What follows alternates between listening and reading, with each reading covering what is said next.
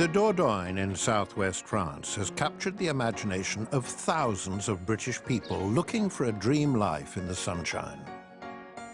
In recent years, over 20,000 of us Brits have crossed the Channel to start a new life full of promise and adventure.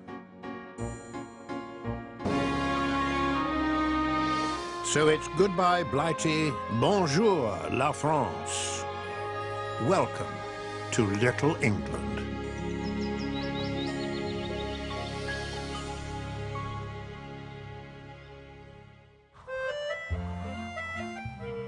Welcome to the Dordogne, a part of France renowned the world over for its wine, something of an attraction for thousands of Britons who move here every year. Indeed, many Brits harbour a dream of owning their own vineyard. But when a typical small estate could set you back anything from a few £100,000 to several million, it's not a dream most can afford. Nick and Jackie Warner are among the lucky few. They bought Chateau Pierre near Duras just 5 months ago.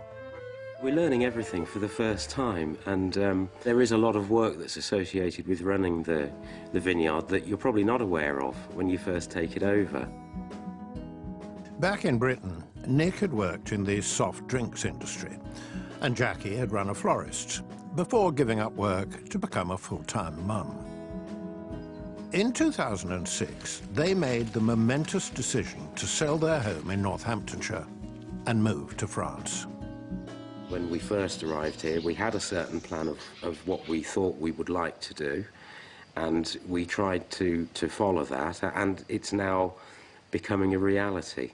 But it's taken, it's taken 4 years to get there, and we just wanted something that was small, manageable, and that we can concentrate on producing more quality than quantity. And when we saw this, we didn't have to do anything to the house, which was perfect, and could concentrate all our time on the vineyard and getting settled. Even though the couple are novices, they decided to do most of the work on the 20-acre estate themselves. It keeps you fairly fit. You're on your feet all the time. No wonder. With 25,000 individual plants to keep in check and almost everything done by hand. It's not good if you've got weak knees or a bad back.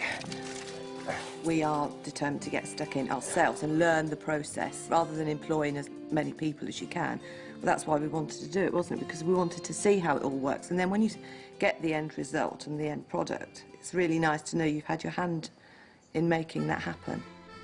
Jackie a acheté des fleurs ce matin? Oui. Fortunately, Nick does get some guidance from a family of local French farmers. They're very helpful, and it means that you integrate a lot quicker, and you learn the language a lot quicker because you're speaking it all the time, and it's just nice to be involved with the local people. I first learned how to do this yesterday. So this is a very young parcel of Sauvignon, and this year they're getting to the stage of growth where they're going to start needing a lot of support. So we're putting the wires on top of each post. They will be fastened in and they'll be pulled tight to give everything a lot of support. With a busy first summer ahead of Nick and Jackie, there's plenty of work to be done at Chateau Pierre. Later, we'll join the couple as they call in the mobile bottling plant and produce their very first case of wine. I can't wait to get the first bottle in my hand. I can't wait to crack open the first cork either.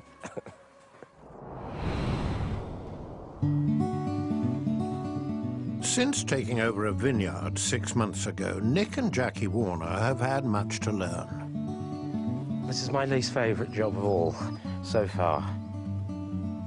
Although their first harvest won't take place until later in the year, they've purchased some of last year's wine stock from the previous owner, and today it's due to be bottled. By the end of the day, we'll have our own wine with our own label on it, so that'll be great. I can't wait to get the first bottle in my hand. I can't wait to crack open the first cork either. Obviously, a lot of people use facilities such as this, but it's the first time that I've ever seen it happen. And it's quite interesting to think that everything can be done in what seems to be a relatively small trailer, really. In future, the couple hope to produce 30,000 bottles of wine a year. But today, there's a mere 2,500 to fill. Plenty enough for these first-timers. Luckily, they've got lots of experienced helpers on hand. Well, Eric, who runs the actual bottling process, he's here. And then we've got Maurice and her son, Gilles, all part of his agreement to help me in my first year with, you know, the production of the wine. It's soon time to get started. Put me down for a case of your finest.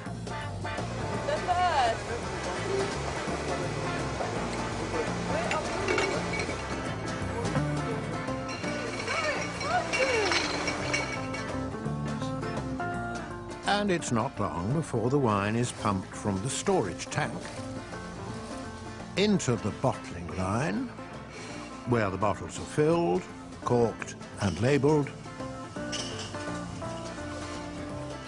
And within a matter of minutes, the first ever bottle of Jackie and Nick's wine is ready for consumption. That's the first box coming off the line of the classic. It's the best wine produced in France. I'll take your word for that, old chap. Now, even with two novices at the helm, everything seems to be running like clockwork. But it's great to have all the help, and it's a great teamwork. Alas, as the operation draws to a close, there's a cock-up on the bottling front. Seems the machine is not filling them right up to the top. They're sort of stopping 3/4 of the way. So what they're having to do now is they're having to uncork the ones that have been corked, which are 3/4 full, take the cork out, put them through again.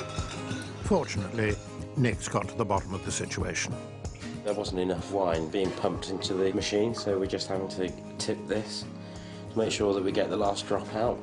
Just getting every last drop out of the pipe. Lifting it just so it goes through into the machine. Chateau.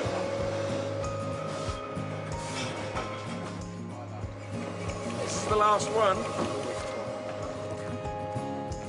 Well, I think it's gone very well. We've had no breakages. No. The production line has worked all the time. Great team. Yeah, fantastic help. So it's all gone very well. Yeah. After being around wine all day, it's no wonder they choose something else to celebrate the end of their first bottling day. A nice cold beer. Cheers. Cheers.